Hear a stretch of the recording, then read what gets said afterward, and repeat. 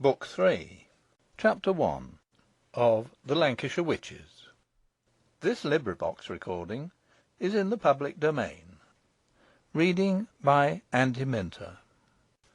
The Lancashire Witches, A Romance of Pendle Forest, by William Harrison Ainsworth. Book 3, Houghton Tower. Chapter 1, Downham Manor House. On a lovely morning about the middle of July, in the same year as the events previously narrated, Nicholas Assheton, always astir with the lark, issued from his dwelling and sauntered across the smooth lawn in front of it. The green eminence on which he stood was sheltered on the right by a grove of sycamores, forming the boundary of the park, and sloped down to a valley threaded by a small clear stream, whose murmuring, as it danced over its pebbly bed, distinctly reached his ear in the stillness of early day. On the left, partly in the valley and partly on the side of the acclivity on which the hall was situated, nestled the little village whose inhabitants owned Nicholas as lord, and, to judge from their habitations, they had reason to rejoice in their master, for certainly there was a cheerful air about Downham, which the neighbouring hamlets, especially those in Pendle Forest, sadly wanted. On the left of the mansion, and only separated from it by the garden walls, stood the church, a venerable structure, dating back to a period more remote even than Whalley Abbey. From the churchyard a view, almost similar to that enjoyed by the squire, was obtained, though partially interrupted by the thick rounded foliage of a large tree growing beneath it, and many a traveller who came that way lingered within the hallowed precincts to contemplate the prospect. At the foot of the hill was a small stone bridge crossing the stream. Across the road, and scarce 30 paces from the church gate, stood a little alehouse, whose comfortable fireside nook and good liquors were not disdained by the squire. In fact, to his shame be it spoken, he was quite as often to be found there of an evening as at the hall. This had more particularly been the case since the house was tenanted by Richard Baldwin, who, having given up the mill at Rough Lee, and taken to wife Bess Whitaker of Goldshaw Booth, had removed with her to Downham, where he now flourished under the special protection of the squire.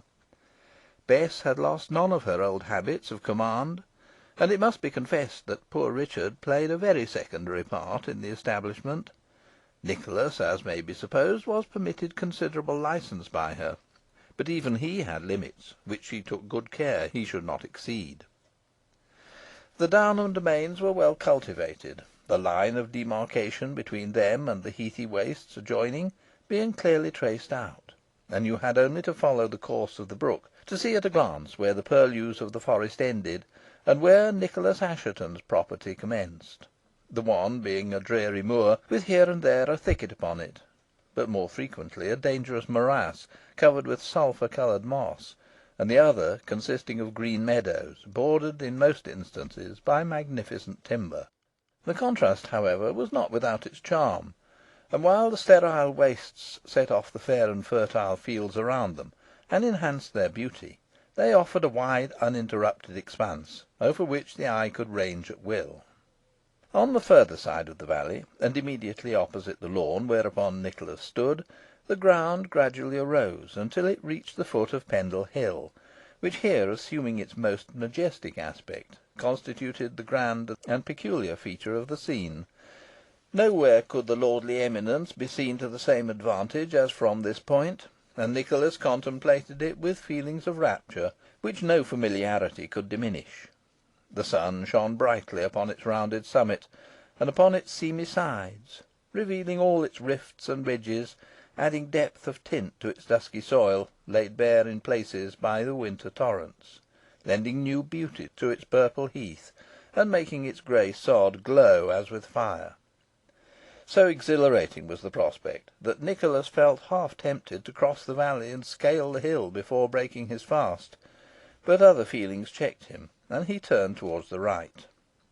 Here, beyond a paddock and some outbuildings, lay the park, small in extent, but beautifully diversified, well stocked with deer, and boasting much noble timber.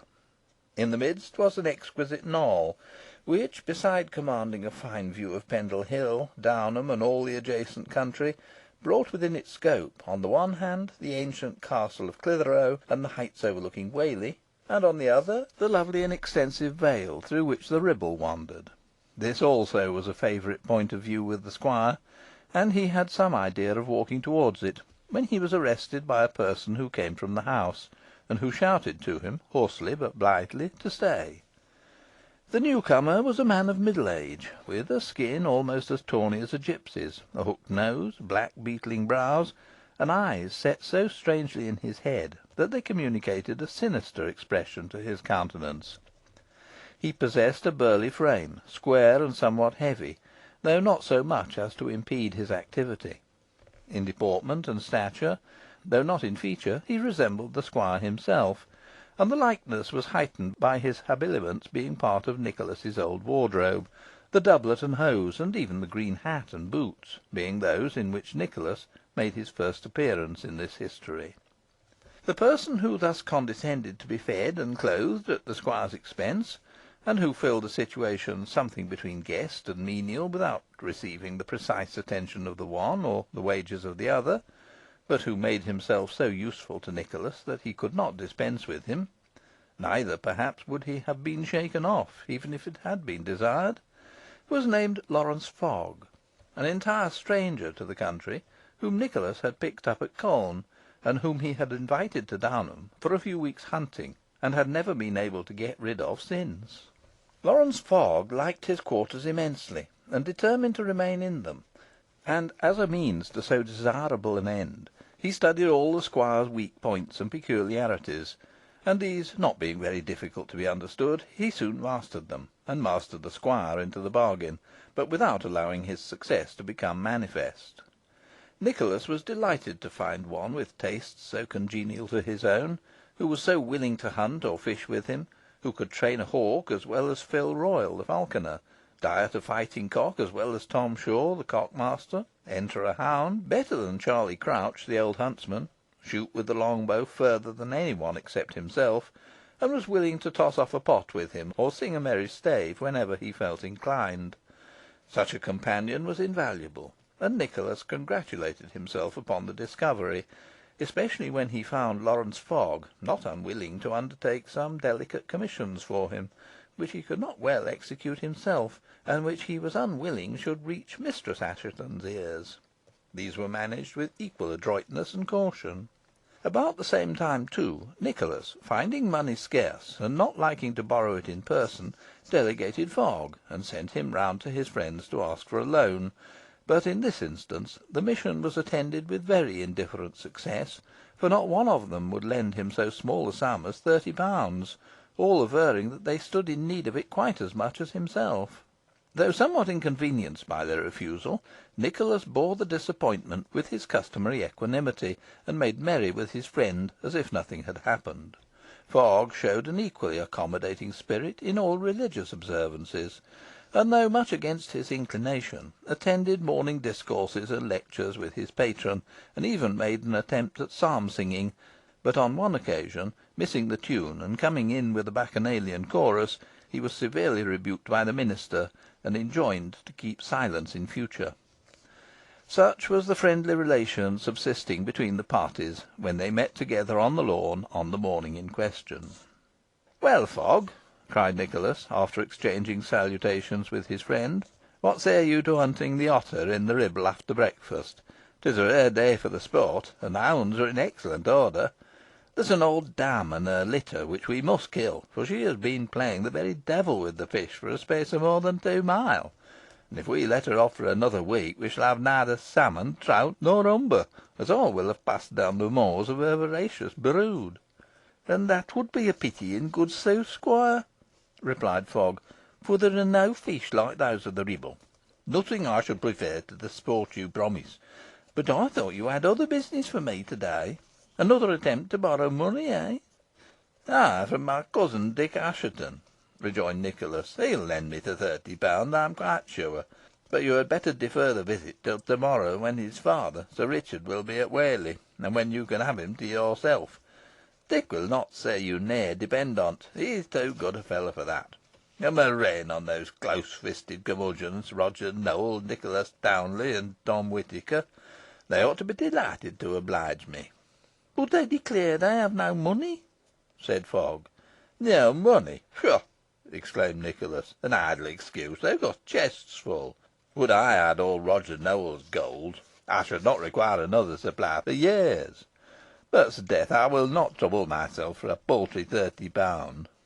"If I might venture to suggest, squire, while you are about it, I would ask for £100, or even 200 or 300," said Fogg. "Your friends will think all the better of you, and feel more satisfied you intend to repay them." "Do you think so?" cried Nicholas. "Then, by Plutus, it shall be £300. 300 at interest. Dick will have to borrow the amount to lend it to me, but no matter, he'll easily obtain it. Hark ye, Fogg, while you are at Middleton, endeavour to ascertain whether anything has been arranged about the marriage of a certain young lady to a certain young gentleman. I am curious to know the precise state of affairs in that quarter." "I will arrive at the truth, if possible, squire," replied Fogg. "But I should scarcely think Sir Richard would assent to his son's union with the daughter of a notorious witch." "Sir Richard's son is scarcely likely to ask Sir Richard's consent," said Nicholas. "And as to Mistress Nutter, though heavy charges have been brought against her, nothing has been proved, for you know she escaped, or rather was rescued, on her way to Lancaster Castle." "I am fully aware of it, squire," replied Fogg, "and I more than suspect a worthy friend of mine had a hand in her deliverance, and could tell where to find her, if needful. But that's neither here nor there. The lady is quite innocent, I dare say. Indeed, I am quite sure of it, since you espouse her cause so warmly. But the world is malicious, and strange things are reported of her." "Heed not the world, Fogg," rejoined Nicholas. "The world speaks well of no man, be his deserts what they may.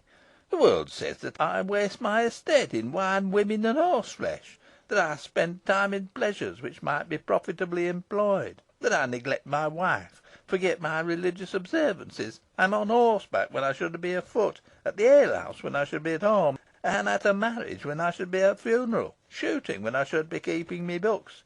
In short, it has not a good word to say for me. And as for thee, Fogg, it says thou art an idle, good for nothing fellow. Or if thou art good for aught, it's only for something that leads to evil. It says thou drinkest prodigiously, liest confoundedly, and swearest most profanely, and that thou art evermore ready to go to the alehouse and church, and that none of the girls can escape thee. Nay, the slanderers even go so far as to assert that thou would not hesitate to say 'stand and deliver' to a true man on the highway. That's what the world says of thee. Oh, but hang it, never look chapfallen, man. Let us go to the stables, then we will in to breakfast, after which we will proceed to the Ribble, and spear the old otter." A fine old manorial residence was Downham, and beautifully situated, as has been shown, on a woody eminence to the north of Pendle Hill. It was of great antiquity, and first came into the possession of the Assheton family in 1558. Considerable additions had been made to it by its present owner, Nicholas, and the outlay necessarily required, combined with his lavish expenditure, had contributed to embarrass him. The stables were large and full of horses, the kennels on the same scale, and equally well supplied with hounds, and there was a princely retinue of servants in the yard, grooms, keepers, falconers, huntsmen, and their assistants, to say nothing of their fellows within doors. In short, if it had been your fortune to accompany the squire and his friend round the premises, if you had walked through the stables and counted the horses, if you had viewed the kennels and examined the various hounds, the great Lancashire dogs, tall, shaggy, and heavy, a race now extinct, the Worcestershire hounds, then also in much repute, the greyhounds, the harriers, the beagles, the lurchers, and, lastly, the verminers, or, as we should call them, the terriers, if you had seen all these, you would not have wondered that money was scarce with him. Still further would your surprise at such a consequence have diminished if you had gone on to the falconry, and seen on the perches the goshawk and her tercel, the sparrowhawk and her musket, under the care of the ostricher, and further on the falcon gentle, the gerfalcon, the lanner, the merlin, and the hobby, all of which were attended to by a head falconer. It would have done you good to hear Nicholas inquiring from his men if they had set out their birds this morning and weathered them. If they had mummy powder in readiness, then esteemed a sovereign remedy. If the fures, hoods, jesses, buets, and all the other needful furniture were in good order, and if the meat were sweet and wholesome, you might next have followed him to the pens where the fighting cocks were kept, and where you would have found another source of expense in the cockmaster, Tom Shaw, a knave who not only got high wages from his master, but understood so well the dieting of his birds, that he could make them win or lose a battle as he thought proper. Here again Nicholas had much to say, and was in raptures with one cock, which he told Fogg he would back to any amount, utterly unconscious of a significant look that passed between his friend and the cockmaster. "Look at him," cried the squire, "how proud and erect he stands. His head is as small as that of a sparrowhawk, his eye large and quick, his body thick, his legs strong in the beam, and his spurs long, rough, and sharp. That's the bird for me. I will take him over to the cockpit at Prescot next week, and match him against any bird Sir John Talbot or my cousin Braddyll can bring." "And yo'n win, squoire," replied the cockmaster. "I've been feeding him these 5 weeks, and he'll be in rare condition then, and win a failure. You may lay what you like upon him," he added, with a sly wink at Fogg. "You may win the £30 you want," observed the latter, in a low tone to the squire. "Or mayhap lose it," replied Nicholas. "I shall not risk so much unless I get the 300 from Dick Assheton. I've been unlucky of late. You beat me constantly at tables now, Fogg, and when I first knew you, this was not wont to be the case. Nay, never make excuses, man. You cannot help it. Let's in to breakfast." With this he proceeded towards the house, followed by Fogg and a couple of large Lancashire hounds, and entering at the back of the premises, made his way through the scullery into the kitchen. Here there were plentiful evidences of the hospitality, not to say profusion, reigning throughout the mansion.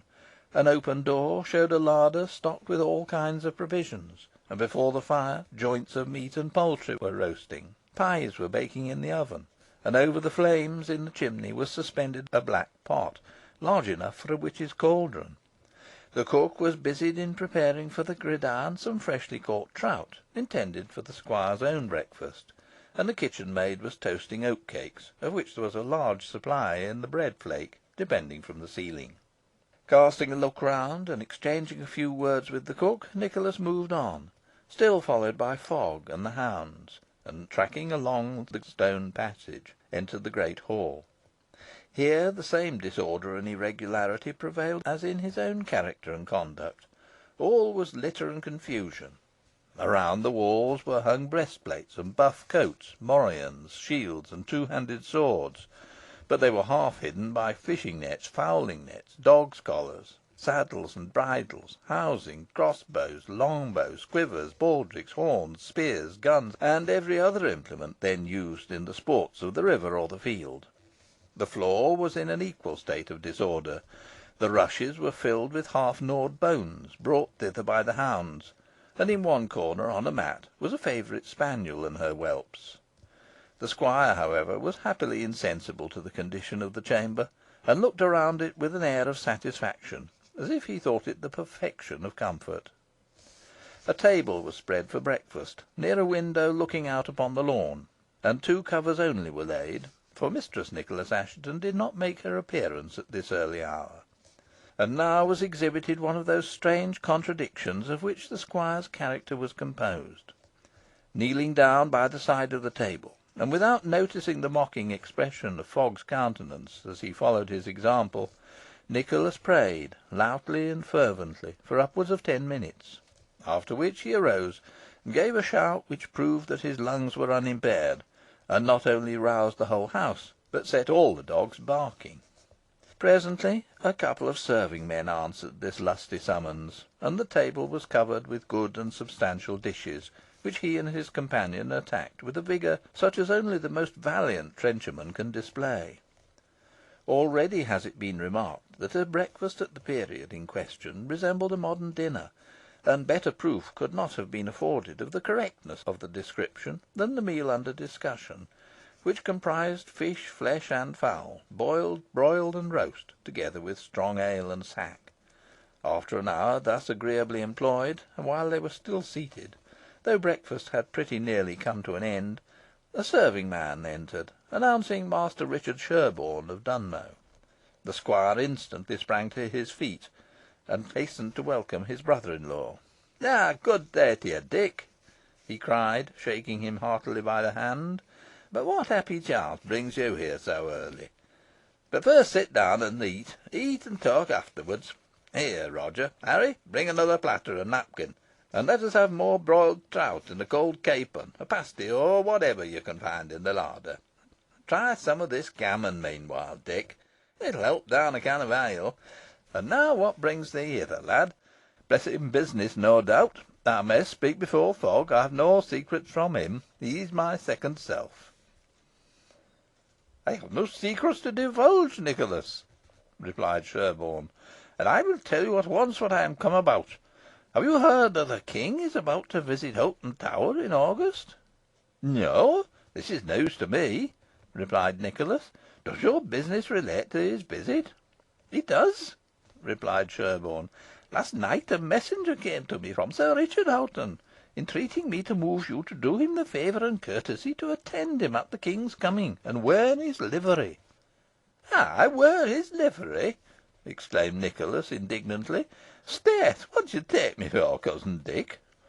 "For a right good fellow, who I am sure will comply with his friend's request, especially when he finds there is no sort of degradation in it," replied Sherborne. "Why, I shall wear Sir Richard's cloth, and so will several others of our friends.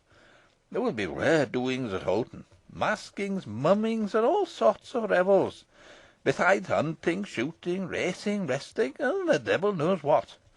You may feast and carouse to your heart's content. The Dukes of Buckingham and Richmond will be there, and the Earls of Nottingham and Pembroke, and Sir Gilbert Hoghton, the King's great favourite, who married the Duchess of Buckingham's sister. Besides these, you will have all the beauty of Lancashire. I would not miss the sight for £30." "£30!" echoed Nicholas, as if struck with a sudden thought. "Do you think Sir Thomas Hoghton would lend me that sum if I consent to wear his cloth and attend him?" "I have no doubt of it," replied Sherborne, "and if he won't, I will." "Then I'll put my pride in my pocket and go," said Nicholas. "And now, Dick, despatch your breakfast as quickly as you can, and then I'll take you to the Ribble, and show you some sport with an otter." Sherborne was not long in concluding his repast, and having received an otter spear from the squire, who had already provided himself and Fogg with like weapons, all three adjourned to the kennels, where they found the old huntsman, Charlie Crouch, awaiting them, attended by 4 stout varlets, armed with forked staves, meant for the double purpose of beating the river's banks, and striking the poor beast they were about to hunt, and each man having a couple of hounds well entered for the chase in leash. Old Crouch was a thin, grey bearded fellow, but possessed of a tough muscular frame, which served him quite as well in the long run as the younger and apparently more vigorous limbs of his assistants. His cheek was hale, and his eye still bright and quick, and a certain fierceness was imparted to his countenance by a large aquiline nose. He was attired in a greasy leathern jerkin, tight hose of the same material, and had a bugle suspended from his neck, and a sharp hunting knife thrust into his girdle. In his hand he bore a spear like his master, and was followed by a grey old lurcher, who, though wanting an ear and an eye, and disfigured by sundry scars on throat and back, was hardy, untiring, and sagacious. This ancient dog was called Grip, from his tenacity in holding anything he set his teeth upon, and he and Crouch were inseparable. Great was the clamour occasioned by the squire's appearance in the yard. The coupled hounds gave tongue at once, and sang out most melodiously, and all the other dogs within the kennels, or roaming at will about the yard, joined the concert. After much swearing, cracking of whips, and yelping consequent upon the cracking, silence was in some degree restored, and a consultation was then held between Nicholas and Crouch as to where their steps should first be bent. The old huntsman was for drawing the river near a place called Beanhill Wood, as the trees thereabouts growing close to the water's edge, it was pretty certain that the otter would have her couch amid the roots of some of them. This was objected to by one of the varlets, who declared that the beast lodged in a hollow tree, standing on a bank nearly a mile higher up the stream, and close by the point of junction between Swanside Beck and the Ribble. He was certain of the fact, he avouched, because he had noticed her marks on the moist grass near the tree. "There goes there to fish, mun," cried Crouch, "for it's the nature of the wary varmint to feed at a distance fro' her lodging. But I'm sure we should leet her on her among the roots of them big trees o'erhanging the river near Beanhill Wood, and if the squire'll take my advice, he'n go there first." "I put myself entirely under your guidance, Crouch," said Nicholas. "And you'll be all right, sir," replied the huntsman. "When Beat the Bonks well and two of these chaps shall go up the stream and two down, one on one side and one on t'other, and in that manner cannot escape us, for Grip can swim and dive as well as any otter eye in all Englandshire, and he'll be after her and her litter the moment they take to the water. Some folk, as may be unseen, squire, take hold on a cord by both ends, and dropping it into the river, throw it slowly along, so they can tell by the jerk when t' otter touches it. But this is an uncertain method, and is not like Grip's plan. For wherever you see him swimming, t'other beast, you may be sure, is nae far ahead." "A brave dog, but confoundedly ugly," exclaimed the squire, regarding the old one-eared, one-eyed lurcher with mingled admiration and disgust. "And now that's all arranged, let's be off." Accordingly they quitted the courtyard, and, shaping their course in the direction indicated by the huntsman, entered the park, and proceeded along a glade, chequered by the early sunbeams. Here the noise they made in their progress speedily disturbed a herd of deer browsing beneath the trees, and as the dappled foresters darted off to a thicker covert, great difficulty was experienced by the varlets in restraining the hounds, who struggled eagerly to follow them, and made the welkin resound with their baying. "Yonder's a tall fellow," cried Nicholas, pointing out a noble buck to Crouch. "I must kill him next week, for I want to send a haunch of venison to Middleton, and another to Whalley Abbey for Sir Ralph." "Better hunt him, squire," said Crouch. "He'll gi' you good sport." Soon after this they attained an eminence, where a charming sweep of country opened upon them, including the finest part of Ribblesdale, with its richly wooded plains, and the swift and beautiful river from which it derived its name. The view was enchanting, and the squire and his companions paused for a moment to contemplate it, and then, stepping gleefully forward, made their way over the elastic turf towards a small thicket skirting the park. All were in high spirits, for the freshness and beauty of the morning had not been without effect, and the squire's tongue kept pace with his legs as he strode briskly along. But as they entered the thicket in question, and caught sight of the river through the trees, the old huntsman enjoined silence, and he was obliged to put a check upon his loquacity. When within a bow shot from the water, the party came to a halt, and two of the men were directed by Crouch to cross the stream at different points, and then commence beating the banks, while the other two were ordered to pursue a like course, but to keep on the near side of the river. The hounds were next uncoupled, and the men set off to execute the orders they had received, and soon afterwards the crashing of branches and the splashing of water, accompanied by the deep baying of the hounds, told they were at work. Meanwhile, Nicholas and the others had not remained idle. As the varlets struck off in different directions, they went straight on, and, forcing their way through the brushwood, came to a high bank overlooking the Ribble, on the top of which grew 3 or 4 large trees, whose roots, laid bare on the further side by the swollen currents of winter, formed a convenient resting place for the fish-loving creature they hoped to surprise. Receiving a hint from Crouch to make for the central tree, Nicholas grasped his spear and sprang forward, but quick as he was too late, though he saw enough to convince him that the crafty old huntsman had been correct in his judgment, for a dark slimy object dropped from out the roots of the tree beneath him, and glided into the water as swiftly and as noiselessly as if its skin had been oiled. A few bubbles rose to the surface of the water, but these were all the indications marking the course of the wondrous diver. But other eyes, sharper than those of Nicholas, were on the watch, and the old huntsman shouted out, There a goes, Grip. After her, lad, after her." The words were scarcely uttered when the dog sprang from the top of the bank and sank under the water.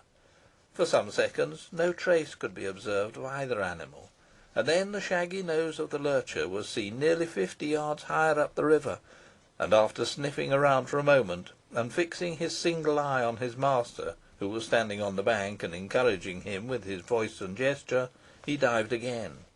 "Station yourselves on the bank, 50 paces apart," cried Crouch. "Run, run, or you'll be too late, and strike as quick as heat if you've a chance. Stay where you are, squire," he added to Nicholas. "You cannot be better placed." All was now animation and excitement. Perceiving from the noise that the otter had been found, the four varlets hastened towards the scene of action, and by their shouts and the clatter of their staves contributed greatly to its spirit. Two were on one side of the stream, and two on the other, and up to this moment the hounds were similarly separated. But now most of them had taken to the water, some swimming about, others standing up to the middle in the shallower part of the current, watching with keen gaze for the appearance of their anticipated victim. Having descended the bank, Nicholas had so placed himself among the twisted roots of the tree, that if the otter, alarmed by the presence of so many foes, and unable to escape either up or down the river, should return to her couch, he made certain of striking her. At first there seemed little chance of such an occurrence, for Fogg, who had gone 100 yards higher up, suddenly dashed into the stream, and plunging his spear into the mud, cried out that he had hit the beast. But the next moment, when he drew the weapon forth, and exhibited a large rat which he had transfixed, his mistake excited much merriment. Old Crouch, meantime, did not suffer his attention to be drawn from his dog. Every now and then he saw him come to the surface to breathe, but as he kept within a short distance, though rising at different points, the old huntsman felt certain the otter had not got away, and having the utmost reliance upon Grip's perseverance and sagacity, he felt confident he would bring the quarry to him if the thing were possible. The varlets kept up an incessant clatter, beating the water with their staves, and casting large stones into it, while the hounds bayed furiously, so that the poor fugitive was turned on whichever side she attempted a retreat. While this was going on, Nicholas was cautioned by the huntsman to look out, and scarcely had the admonition reached him than the sleek shining body of the otter emerged from the water, and wreathed itself among the roots. The squire instantly dealt a blow, which he expected to prove fatal, but his mortification was excessive when he found he had driven his spear head so deeply into the tree that he could scarcely disengage it, while an almost noiseless plunge told that his prey had escaped. Almost at the same moment that the poor hunted beast had sought its old lodging, the untiring lurcher had appeared at the edge of the bank, and as the former again went down, he dived likewise. Secretly laughing at the squire's failure, the old huntsman prepared to take advantage of a similar opportunity, if it should present itself, and with this view ensconced himself behind a pollard willow, which stood close beside the stream, whence he could watch closely all that passed, without being exposed to view. The prudence of the step was soon manifest. After the lapse of a few seconds, during which neither dog nor otter had risen to breathe, a slight, very slight undulation was perceptible on the surface of the water. Crouch's grasp tightened upon his staff. He waited another moment, then dashed forward, struck down his spear, and raised it aloft, with the poor otter transfixed and writhing upon its point. Loudly and exultingly did the old man shout at his triumph, and loudly were his vociferations answered by the others. All flew to the spot where he was standing, and the hounds, gathering around him, yelled furiously at the otter, and showed every disposition to tear her in pieces if they could get at her.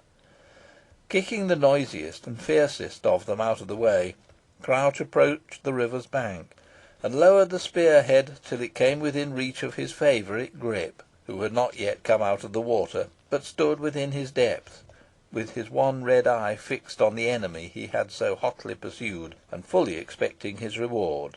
It now came. His sharp teeth instantly met in the otter's throat, and when Crouch swung them both in the air he still maintained his hold, showing how well he deserved his name. Nor could he be disengaged until long after the sufferings of the tortured animal had ceased.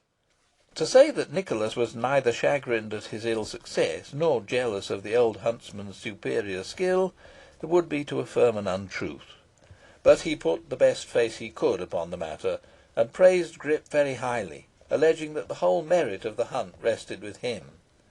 Old Crouch let him go on, and when he had done, quietly observed that the otter they had destroyed was not the one they had come in search of, as they had seen nothing of her litter, and that most likely the beast that had done so much mischief had her lodging in the hollow tree near the Swanside beck, as described by the varlet, and he wanted to know whether the squire would like to go and hunt her.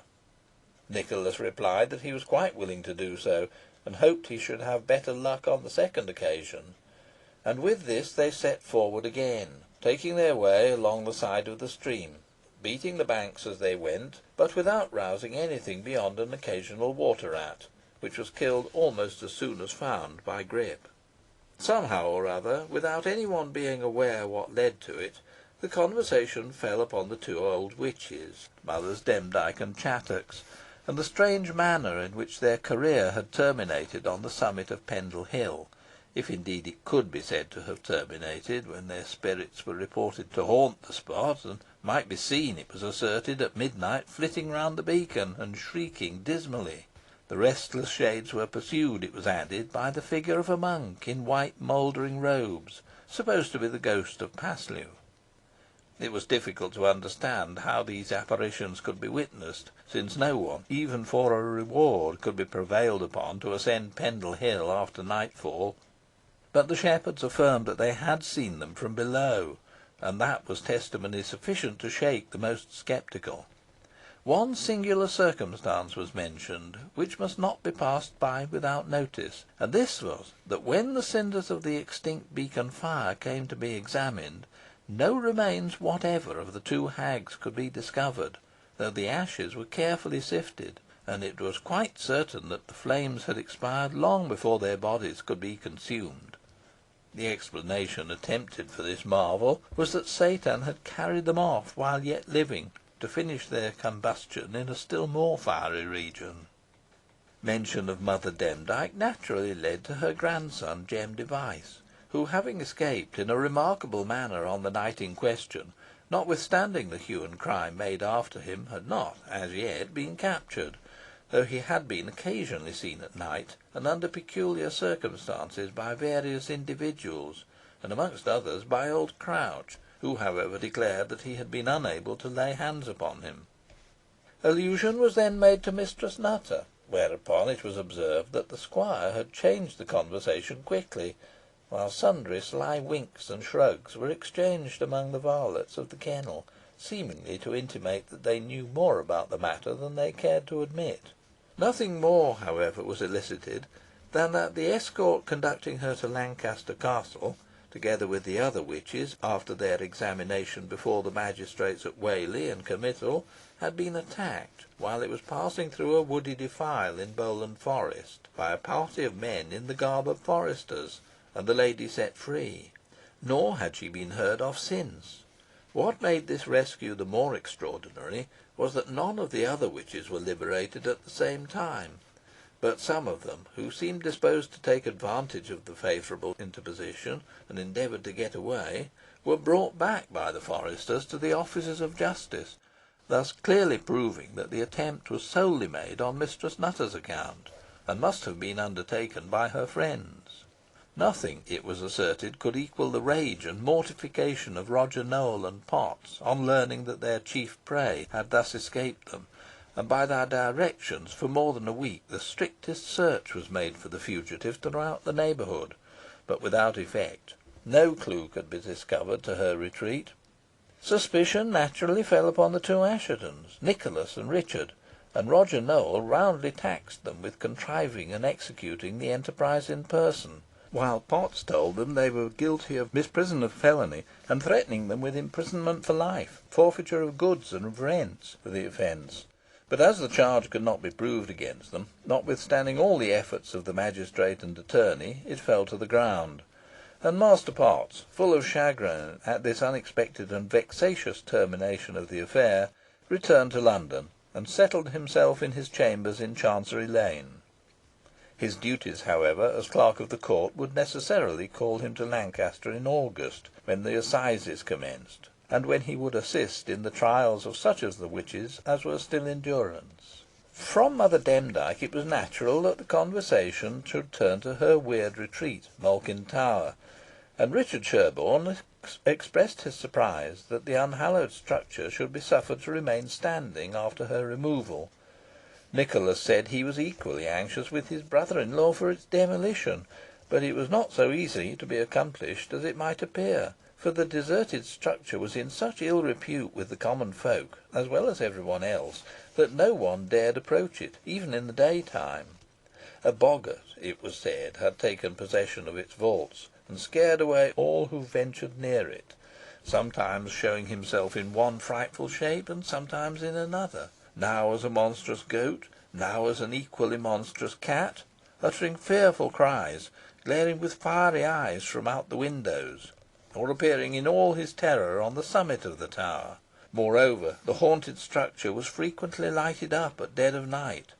Strains of unearthly music were heard resounding from it, and wild figures were seen flitting past the windows, as if engaged in dancing and revelry, so that it appeared that no alteration for the better had taken place there, and that things were still quite as improperly conducted now as they had been in the time of Mother Demdike, or in those of her predecessors, Isole de Heton and Blackburn the robber. The common opinion was that Satan, with all his imps, had taken up their abode in the tower, and as they liked their quarters, led a jolly life there, dancing and drinking all night long, it would be useless at present to give them notice to quit, still less to attempt to pull down the house about their ears. Richard Sherborne heard this wondrous relation in silence, but with a look of incredulity, and when it was done, he winked slyly at his brother-in-law. A strange expression, half comical, half suspicious, might also have been observed on Fogg's countenance, and he narrowly watched the squire as the latter spoke.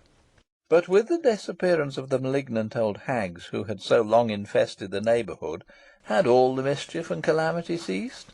Or were the people as much affected as heretofore? Were there, in short, so many cases of witchcraft, real or supposed? This was the question next addressed by Sherborne to Nicholas. The squire answered decidedly that there was not. Since the burning of the two old beldames, and the imprisonment of the others, the whole district of Pendle had improved. All those who had been smitten with strange illnesses had recovered, and the inhabitants of the little village of Sabden, who had experienced the fullest effects of their malignity, were entirely free from sickness. And not only had they and their families suddenly regained health and strength, but all belonging to them had undergone a similar beneficial change. The kine that had lost their milk now yielded it abundantly. The lame horse halted no longer.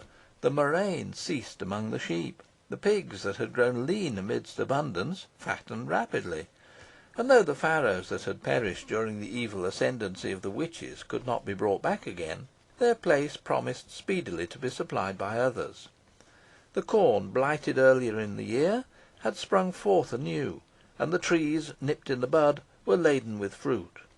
In short, all was as fair and as flourishing as it had recently been the reverse. Among others, John Law, the pedlar, who had been deprived of the use of his limbs by the damnable arts of Mother Demdike, had marvellously recovered on the very night of her destruction, and was now as strong and as active as ever. Such happy results having followed the removal of the witches, it is to be hoped, Sherborne said, that the riddance would be complete, and that none of the obnoxious brood would be left to inflict future miseries upon their fellows.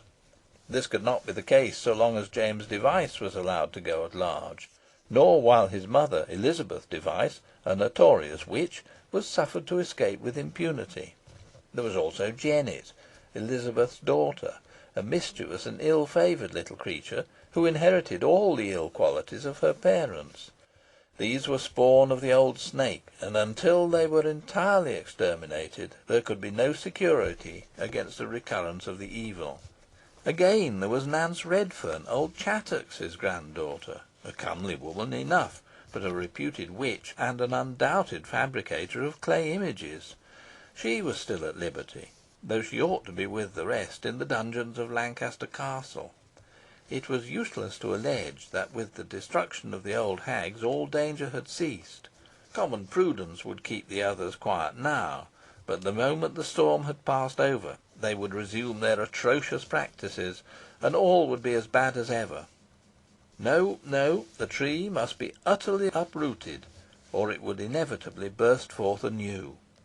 With these opinions Nicholas generally concurred, but he expressed some sympathy for Nance Redferne, whom he thought far too good-looking to be as wicked and malicious as represented.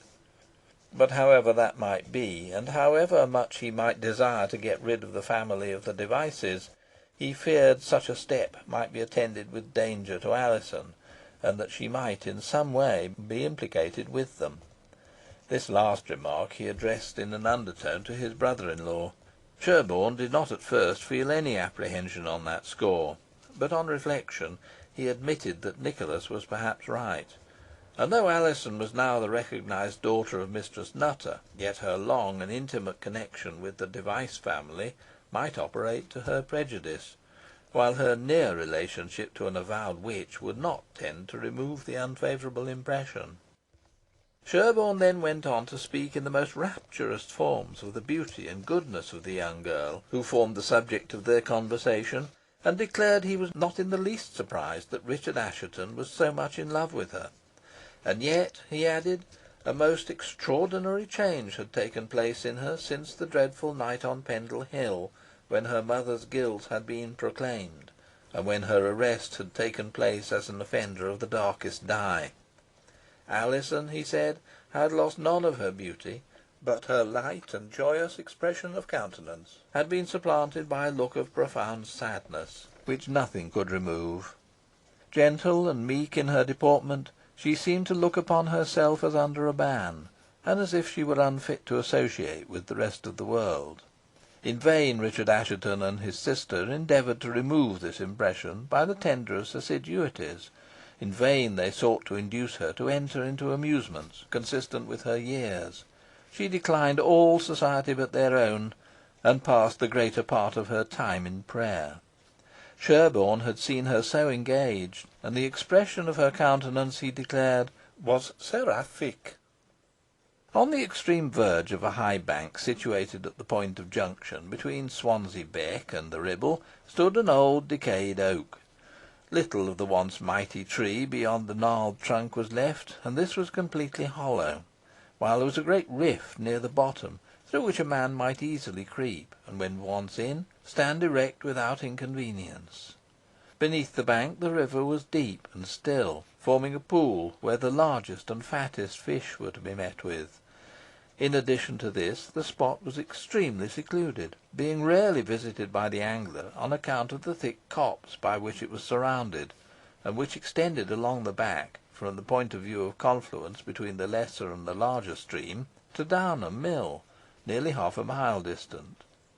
The sides of the Ribble were here, as elsewhere, beautifully wooded, and as the clear stream winded along through banks of every diversity of shape and character, and covered by forest trees of every description, and of the most luxuriant growth, the effect was enchanting, the more so that the sun, having now risen high in the heavens, poured down a flood of summer heat and radiance that rendered these cool shades inexpressibly delightful.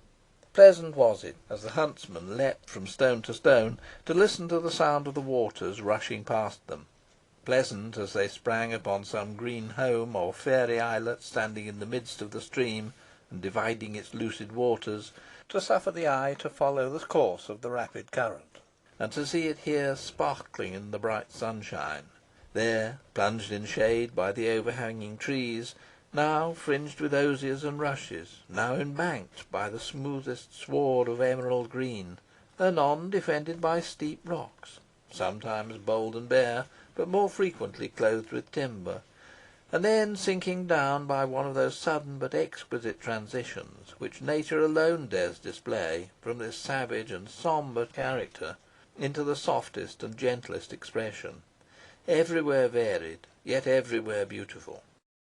Through such scenes of sylvan loveliness had the huntsmen passed on their way to the hollow oak, and they had ample leisure to enjoy them, because the squire and his brother-in-law, being engaged in conversation, as before related, made frequent pauses, and during these the others halted likewise, and even the hounds, glad of a respite, stood still, or amused themselves by splashing about amid the shallows, without any definite object, unless of cooling themselves.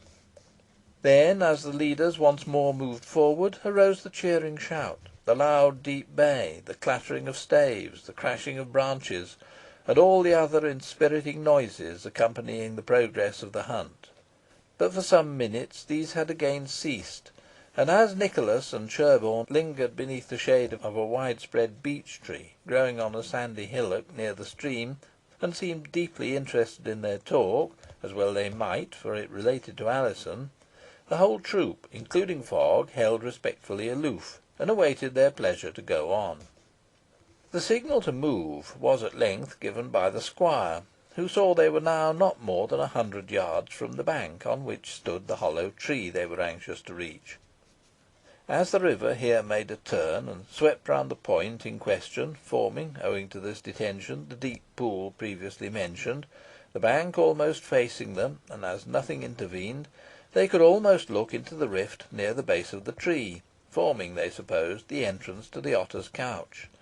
But though this was easily distinguished, no traces of the predatory animal could be seen, and though many sharp eyes were fixed on the spot during the prolonged discourse of the two gentlemen, nothing had occurred to attract their attention, and to prove that the object of their quest was really there. After some little consultation between the squire and Crouch, it was agreed that the former should alone force his way to the tree, while the others were to station themselves with the hounds at various points of the stream, above and below the bank, so that if the otter and her litter escaped their first assailant, they should infallibly perish by the hands of some of the others. This being agreed upon, the plan was instantly put into execution, 2 of the varlets remaining where they were, 2 going higher up, while Sherborne and Fogg stationed themselves on great stones in the middle of the stream, whence they could command all around them, and Crouch, wading on with Grip, planted himself at the entrance of Swanside Beck into the Ribble. Meanwhile, the squire, having scaled the bank, entered the thick covert encircling it, and, not without some damage to his face and hands from the numerous thorns and brambles growing amongst it, forced his way upwards until he reached the bare space surrounding the hollow tree, and this attained, his first business was to ascertain that all was in readiness below before commencing the attack. A glance showed him, on one side, old Crouch, standing up to his middle in the beck, grasping his long otter spear, and with Grip beating the water in front of him in anxious expectation of employment, and in front Fogg, Sherborne, and 2 of the varlets, with their hounds so dispersed that they could immediately advance upon the otter if it plunged into the river, while its passage up or down would be stopped by their comrades. All this he discerned at a glance, and comprehending from a sign made him by the old huntsman that he should not delay, he advanced towards the tree, and was about to plunge his spear into the hole, hoping to transfix one at least of its occupants, when he was startled by hearing a deep voice apparently issue from the hollows of the timber, bidding him "Beware!" Nicholas recoiled aghast, for he thought it might be Hobthurst or the demon of the wood who thus bespoke him. "What accursed thing addresses me?" he said, standing on his guard. "What is it? Speak." "Get hence, Nicholas Assheton," replied the voice, "and meddle not with them as meddles not with thee." "Aha!" exclaimed the squire, recovering courage, for he thought this did not sound like the language of a demon. "Unknown, am I? Why should I go hence, and at whose bidding?" "Ask no questions, mon, but go," replied the voice, "or it should be the worse for thee. I am the boggart of the clough, and if thou bringst me out, I'll tear thee in pieces with my claws, and cast thee into the Ribble, so that thine own hounds shanna eat thee up. "Ha! Say'st thou so, Master Boggart?" cried Nicholas. "For a spirit thou usest the vernacular of the county fairly enough. But before trying whether thy hide be proof against mortal weapons, I command thee to come forth and declare thyself, that I may judge what manner of thing thou art." "Thou'dst best let me be, ey tell thee," replied the boggart, gruffly. "Aha! methinks I know those accents," exclaimed the squire. "They marvellously resemble the voice of an offender who has too long evaded justice, and whom I have now fairly entrapped. Jem Device, thou art known, lad, and if thou dost not surrender at discretion, I will strike my spear through this rotten tree, and spit thee as I would the beast I came in quest of." "And which you would more easily than me," retorted Jem, and suddenly springing from the hole at the foot of the tree, he passed between the squire's legs with great promptitude, and flinging him face foremost on the ground, crawled to the edge of the bank, and thence dropped into the deep pool below. The plunge roused all the spectators, who, though they had heard what had passed, and seen the squire upset in the manner described, they had been so much astounded that they could render no assistance. But they now, one and all, bestirred themselves actively to seize the diver when he should rise to the surface.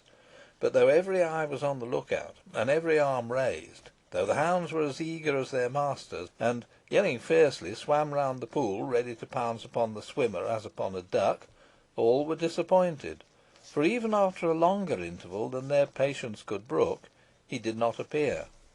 By this time Nicholas had regained his legs, and, infuriated by his discomfiture, approached the edge of the bank, and, peering down below, hoped to detect the fugitive immediately beneath him, resolved to show him no mercy when he caught him.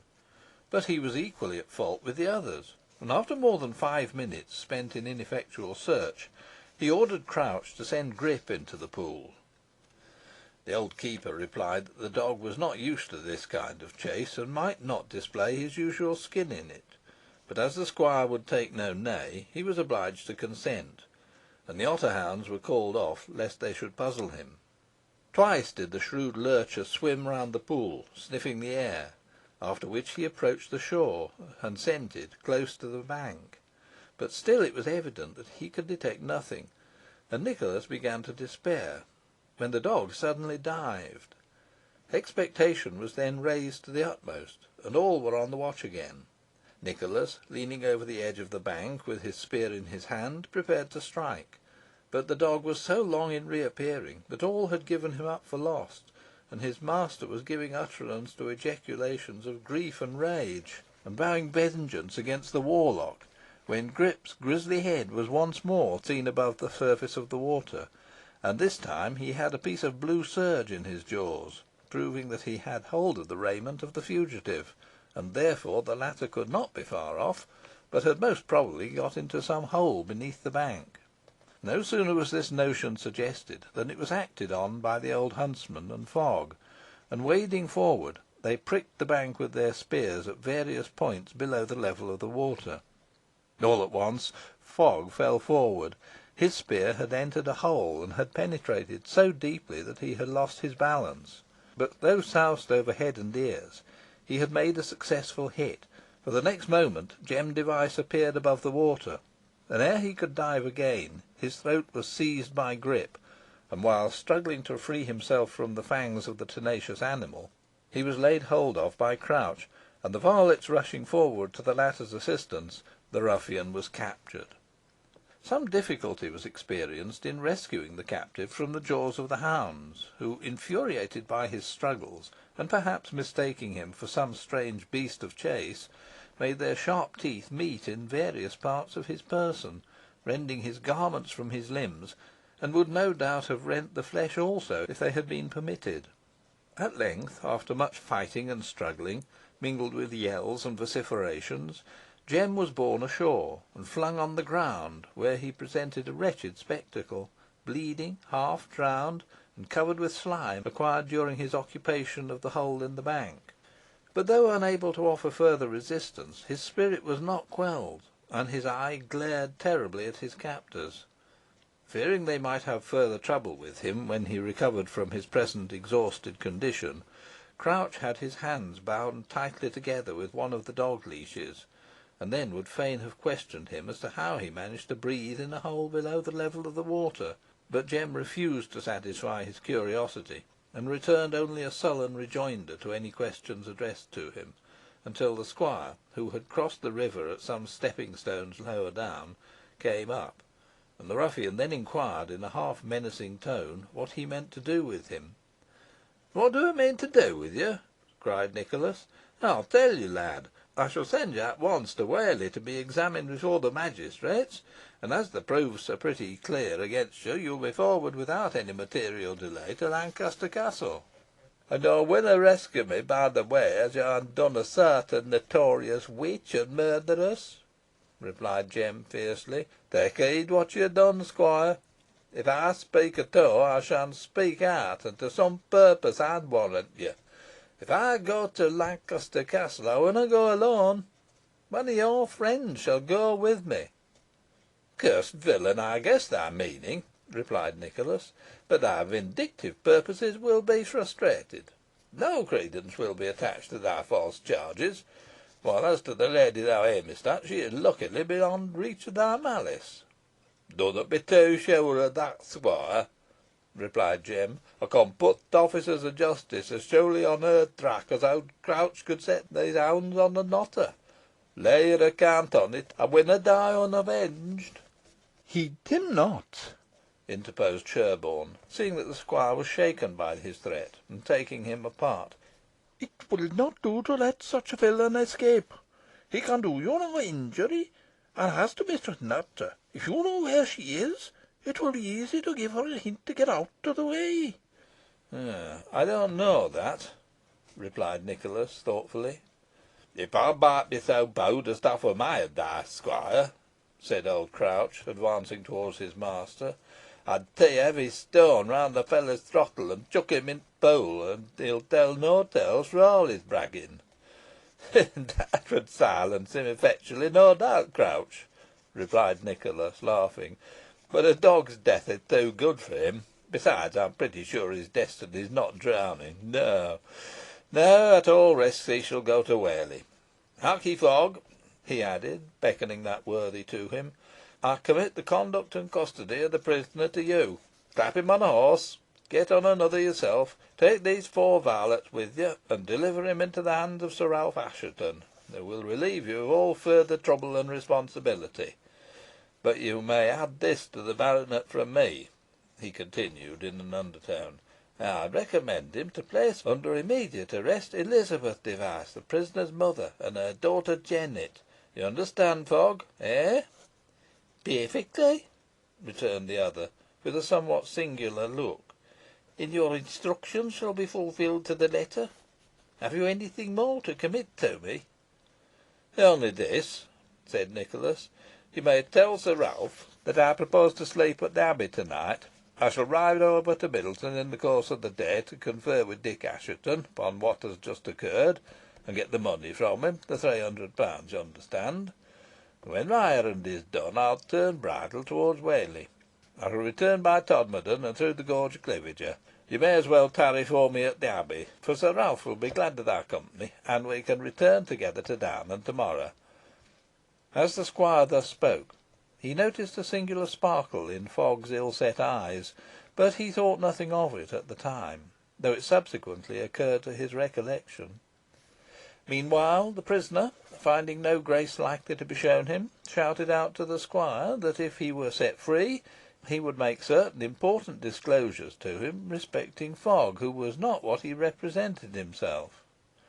But Nicholas treated the offer with disdain, and the individual mainly interested in the matter, who appeared highly incensed by Jem's malignity, cut a short peg by way of a gag, and thrusting it into the ruffian's mouth, effectively checked any more revelations on his part. Fogg then ordered the varlets to bring on the prisoner, but as Jem obstinately refused to move, they were under the necessity of taking him on their shoulders, and transporting him in this manner to the stables, where he was placed on a horse, as directed by the squire. Chapter 2.